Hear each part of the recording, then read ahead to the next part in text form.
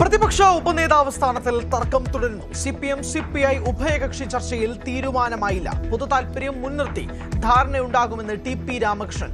ഇരു പാർട്ടികൾക്കും ഒരേ താൽപര്യമെന്ന് ബിനോയ് വിശ്വം.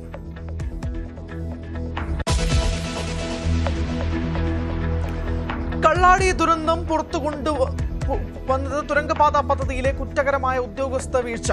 മുൻ ചീഫ് സെക്രട്ടറി എ ജയതിലക് പ്രതിക്കൂട്ടിലേക്ക്. ദുരന്ത സാധ്യതാ മുന്നറിയിപ്പ് അവഗണിച്ചു.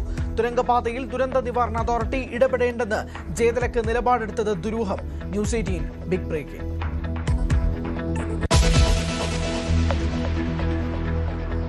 ബി.ജെ.പി തെരഞ്ഞെടുപ്പ് ഫണ്ട് തട്ടിപ്പിൽ കൂടുതൽ വിവരങ്ങൾ പുറത്ത്. സ്ഥാനാർത്ഥികളുടെ കട്ടൌട്ട് വെച്ചതിലും പണം തട്ടി. കമ്മീഷൻ ഇടപാട് നടന്നെന്ന് വ്യക്തമാകുന്ന പാർട്ടി നേതാക്കളുടെ ശബ്ദരേഖ ന്യൂസ് 18 പുറത്തുവിട്ടു. പ്രധാനമന്ത്രിയുടെ റോഡ് ഷോയിലും തട്ടിപ്പ്. തെരഞ്ഞെടുപ്പ് മാനേജിംഗ് കമ്മിറ്റിയുടെ പട്ടികയും പുറത്ത്. പണമടങ്ങിയ ബാഗിനൊപ്പം സെൽഫി എടുത്ത സിദ്ധാർത്ഥ് കമ്മിറ്റി അംഗം.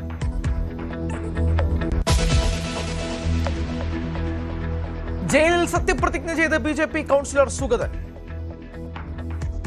തിരുവനന്തപുരം മുനിസിപ്പൽ കോർപ്പറേഷന്റെ കൗൺസിലറായി തെരഞ്ഞെടുക്കപ്പെട്ട സുഗതന എന്ന നിയമാനുസരണം നടപ്പിലാക്കിയ ഇന്ത്യൻ ഭരണഘടനയിൽ യഥാർത്ഥമായ വിശ്വാസവും പൂർവ്വം പുറത്തുനിന്നും മനഃശാഖയും അവതയും വാത്സല്യവും ഉദ്ദേശവും സത്യവാചകം ചൊല്ലിക്കൊടുത്ത മേയർ. തിരുവനന്തപുരത്തെ വോട്ടർമാർക്ക് നാണക്കേടെന്ന് UDF. കൗൺസിൽ യോഗം ഉടൻ വിളിക്കണമെന്ന് LDF.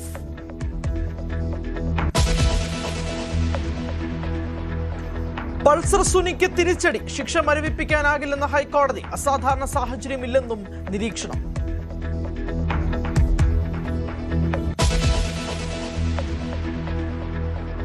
തന്ത്രി കണ്ഠരര് രാജീവരുടെ മകനെ ശബരിമലയിൽ തന്ത്രിയാക്കുന്നതിൽ ദേവസ്വം ബോർഡിന് എതിർപ്പില്ലെന്ന് പ്രസിഡന്റ്. തീരുമാനം ഹൈക്കോടതി നിർദ്ദേശത്തിന്റെ അടിസ്ഥാനത്തിലാകുമെന്നും കെ ജയകുമാർ. താന്ത്രിക ചുമതല വഹിക്കാനാവില്ലെന്ന് കണ്ഠരര് രാജീവർ കത്ത് നൽകിയെന്നും ദേവസ്വം പ്രസിഡന്റ്.